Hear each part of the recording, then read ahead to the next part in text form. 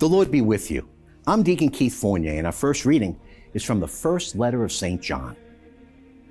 And whatever we ask, we shall receive from him, because we keep his commandments and do what is acceptable to him.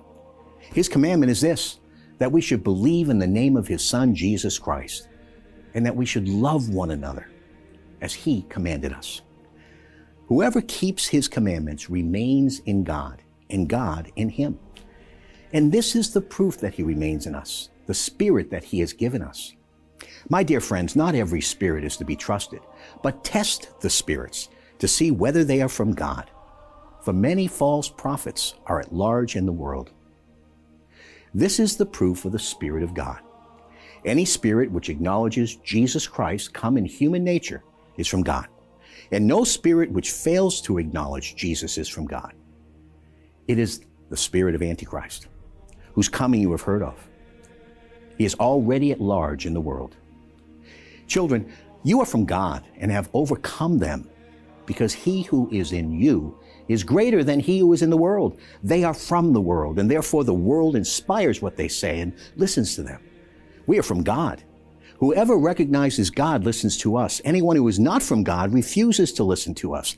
This is how we can distinguish the spirit of truth from the spirit of falsehood. And our responsorial psalm is taken from Psalm 2. I will proclaim the decree of Yahweh. He said to me, you are my son. Today have I fathered you. Ask of me, and I shall give you the nations as your birthright. The whole wide world is your possession. So now, you kings, come to your senses, you earthly rulers. Learn your lesson. In fear be submissive to Yahweh. With trembling kiss his feet, lest he be angry. In your way come to nothing, for his fury flares up in a moment. How blessed are all who take refuge in him.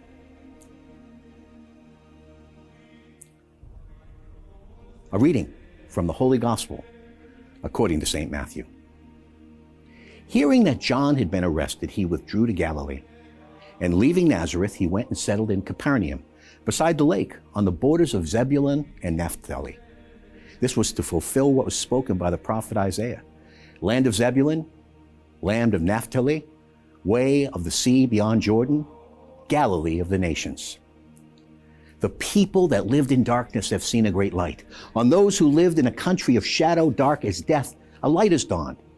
From then onward, Jesus began his proclamation with this message: repent, for the kingdom of heaven is close at hand.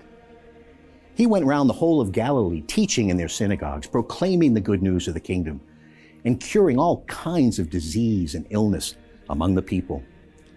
His fame spread throughout Syria, and those who were suffering from diseases and painful complaints of one kind or another, the possessed, epileptics, the paralyzed, were all brought to him, and he cured them.